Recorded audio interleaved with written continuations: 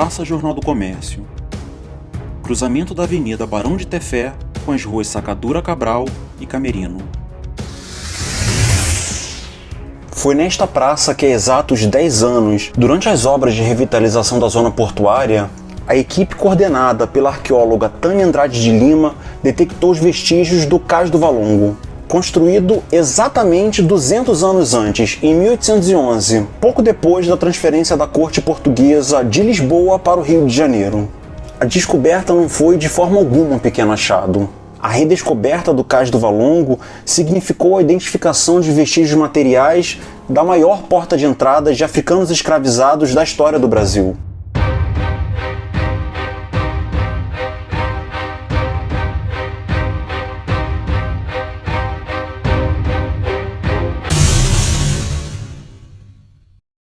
A cidade do Rio de Janeiro foi fundada em 1565 no Morro Cara de Cão, lá na Urca.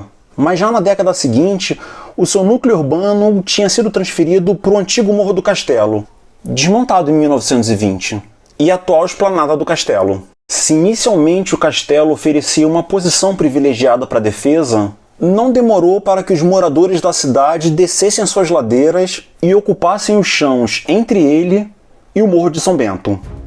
Ali, à margem da antiga Rua Direita, atual Rua 1º de Março, se estabeleceram os principais equipamentos políticos, administrativos e econômicos, como a Casa dos Governadores e Vice-Reis, atual Paço Imperial, o Senado da Câmara, o Convento dos Carmelitas Calçados e a Alfândega.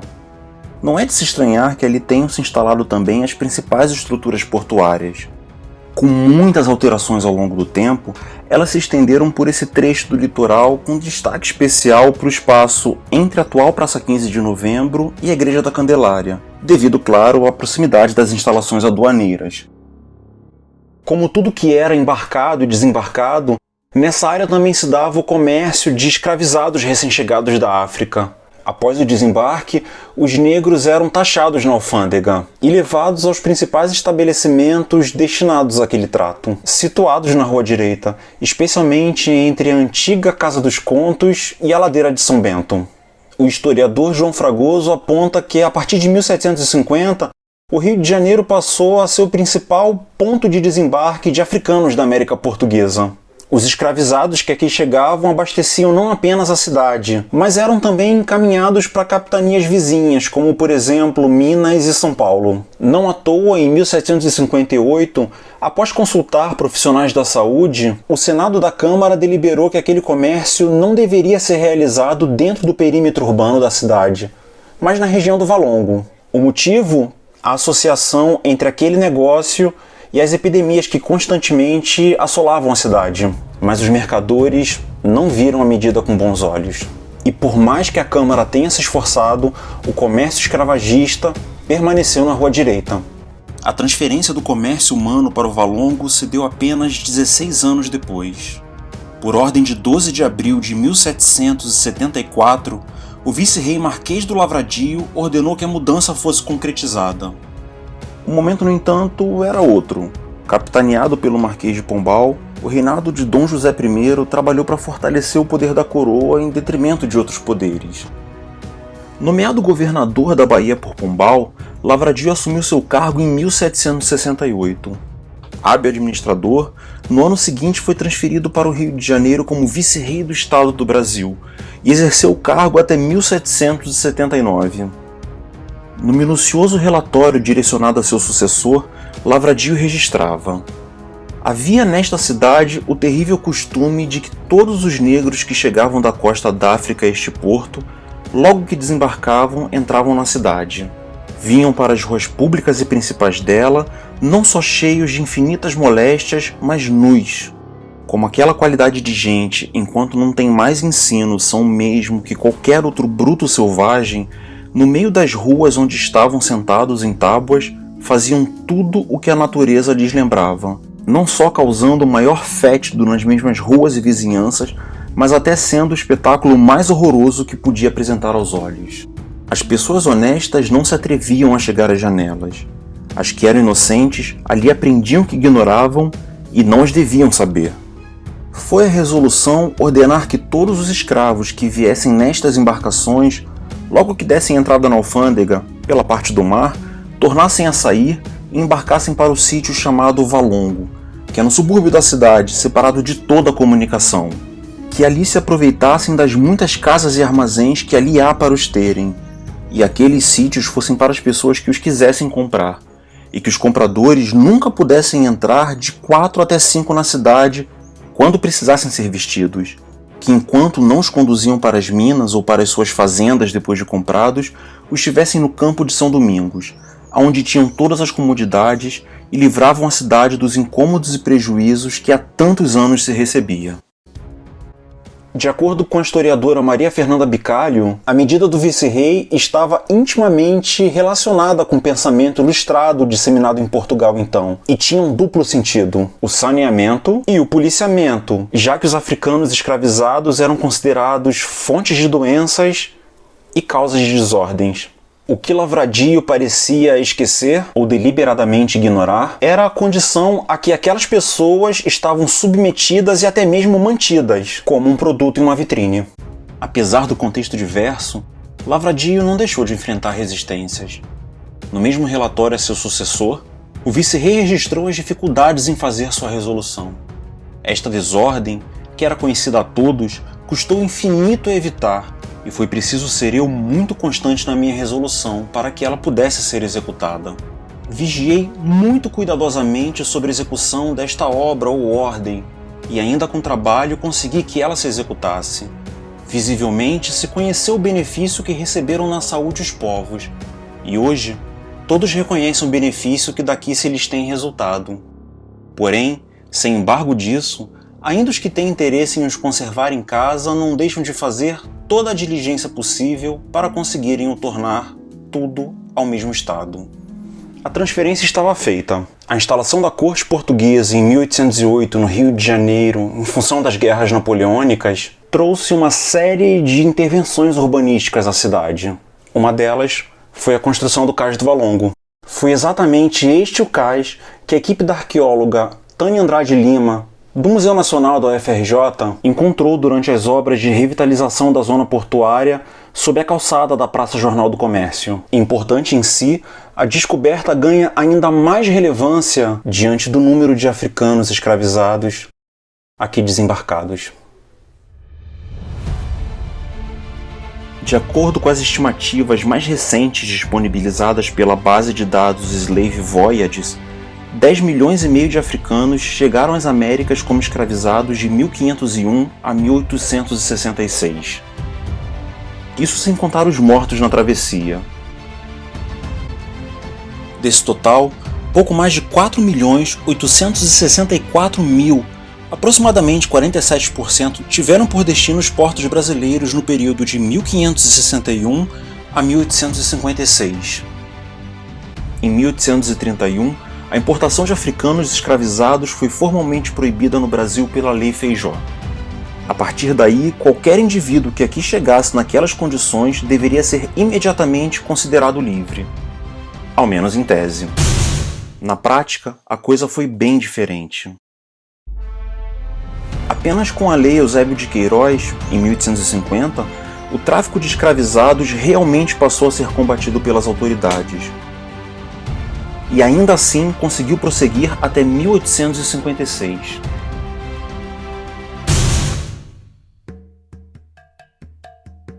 Como dito anteriormente, desde 1750 o Rio de Janeiro se tornou o principal porto de desembarque da categoria na América Portuguesa.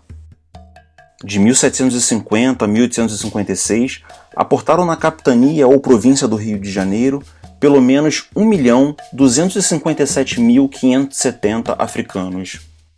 No mesmo período, aportaram na Bahia, o segundo maior importador do Brasil, 683.830 escravizados, pouco menos que a metade dos chegados ao Rio.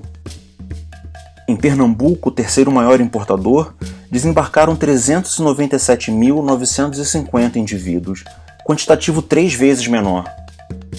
Para se ter uma noção ainda mais clara desses valores, no mesmo período desembarcaram em Cuba, o segundo maior importador das Américas, 650.000 escravizados. Como na Bahia, quase metade dos chegados ao Rio. Em relação aos 594.400 africanos aportados na Jamaica, o terceiro da lista, o rio importava pouco mais que o dobro. Se considerarmos por fim São Domingos, quarto maior importador do continente, seu quantitativo representava praticamente 2,5 vezes menos que o Rio de Janeiro. Esse é o cenário em que devemos contextualizar o Valongo.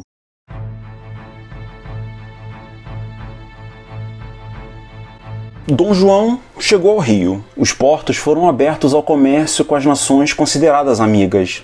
Como nova cabeça do Império Português, não apenas a economia da cidade do Rio de Janeiro sofreu grandes alterações. Era igualmente necessário adequá-la à sua condição de corte. E uma série de melhoramentos urbanísticos foi posta em prática com o intuito de civilizar a cidade. Foi neste contexto que, em 1811, por ordem do príncipe regente, futuro rei Dom João VI, a Intendência Geral de Polícia construiu o Cais do Valongo.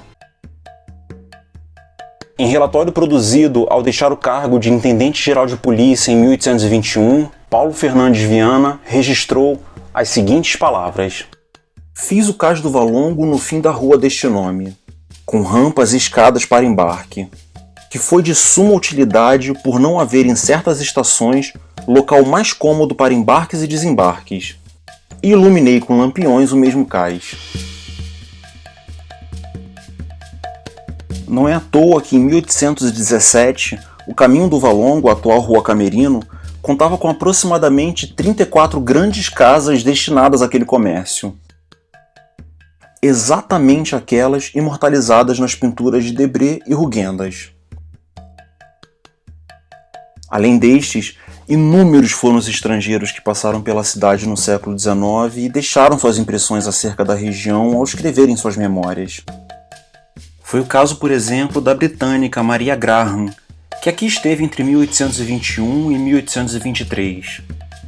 Sobre a Rua do Valongo, registrou no dia 31 de dezembro de 1821 em seu diário: "Todo o tráfico de escravos surge com todos os seus horrores perante nossos olhos. De ambos os lados estão armazéns de escravos novos, chamados aqui peças. E aqui, as desgraçadas criaturas ficam sujeitas a todas as misérias da vida de um negro novo: escassa dieta, exame brutal e açoite." Em 1º de maio do ano seguinte, Graham voltava a escrever sobre a rua em seu diário: "Vi hoje o Valongo, é o mercado de escravos do Rio.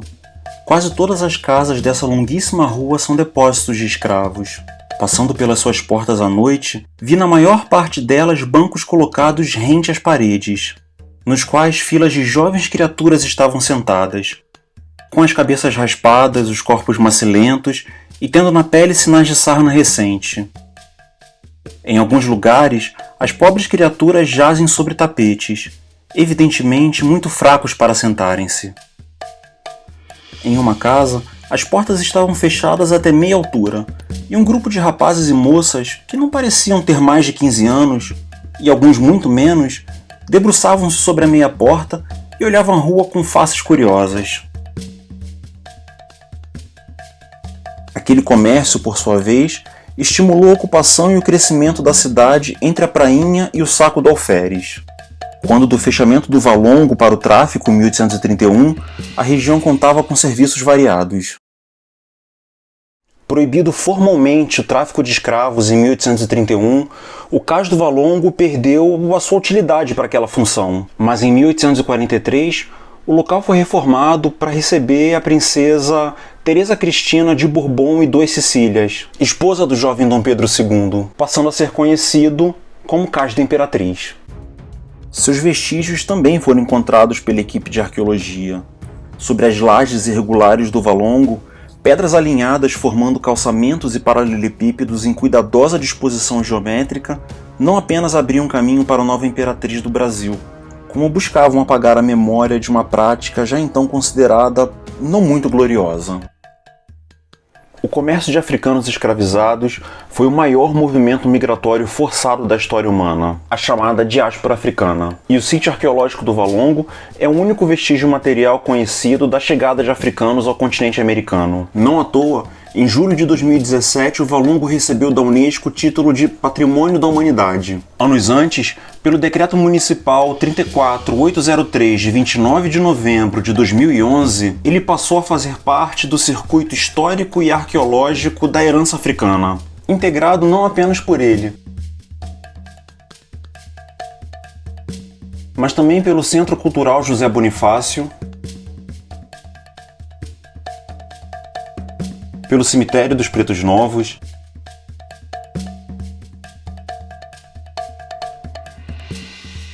pelos Jardins do Valongo, pelo Largo do Depósito e pela Pedra do Sal. Apesar de ser, até onde se sabe, o único vestígio material da diáspora africana nas Américas, e de ser o maior porto escravagista do maior movimento migratório forçado da história da humanidade, os remanescentes do Cais do Valongo não vêm recebendo a atenção que merecem do poder público. A verdade é que os problemas de conservação são recorrentes. Ao longo dos últimos 10 anos, por mais de uma vez o Valongo correu o risco de perder o título de patrimônio da Unesco. Em outubro de 2021, o Ministério Público Federal e a Defensoria Pública da União intervieram e moveram ação civil pública conjunta. Como resultado, a Justiça Federal determinou que o IPHAN e a União reinstalassem o Comitê Gestor do Sítio Arqueológico do Valongo, extinto pelo governo federal em 2019. E mais, que seja apresentado um plano de gestão, como exigido pela Unesco, e relatórios anuais das ações previstas nesse mesmo plano. Ainda nesse contexto, como tentativa de articular defesas do patrimônio, em novembro, o Senado Federal reconheceu o Cais do Valongo como Patrimônio da História e Cultura Afro-Brasileira. Simultaneamente, o Ministério Público Federal lançou o projeto MPF com a Comunidade, Pequena África. O intuito? Apoiar o turismo cultural sustentável na região, também como forma de reconhecimento e proteção àquele patrimônio. O Valongo não é apenas um mero patrimônio, mas o que se pode chamar de lugar de memória. Em outras palavras, um local a que se atribui valor cultural, como país e como cidade, mas intimamente ligado à identidade de determinados grupos, como o movimento negro e a comunidade negra. Como ele, existem diversos lugares de memória, pelo Rio de Janeiro, pelo Brasil e pelo mundo. É o caso do local onde se encontravam as Torres Gêmeas em Nova York, atingidas por um ataque aéreo em 2001, ou de campos de concentração nazistas. Auschwitz, na Polônia, outro patrimônio histórico da Unesco, é um bom exemplo disso. Todos eles guardam memórias específicas e são testemunhas da história de que foram cenários. A pergunta que fica aqui é: vocês conseguem imaginar esses lugares em precário estado de abandono? Vamos voltar ao Brasil. Diante de todos esses problemas experimentados pelo Valongo e da necessidade de intervenção da Defensoria Pública e do Ministério Público para sua proteção, você consegue imaginar o Museu Imperial de Petrópolis, o Teatro Amazonas em Manaus, ou o Farol da Barra em Salvador, passando por situações semelhantes de degradação? A realidade é que a conservação de lugares de memória está sempre ligado a relações de poder. E isso leva a conflitos e tensões. O que isso quer dizer na prática? Não é à toa que bens culturais, materiais ou imateriais, de classes ou ideologias dominantes, são bastante valorizadas se comparadas a de classes, grupos e culturas historicamente subalternizadas, ainda que a sua importância seja inegavelmente, humanamente, historicamente e mundialmente reconhecida.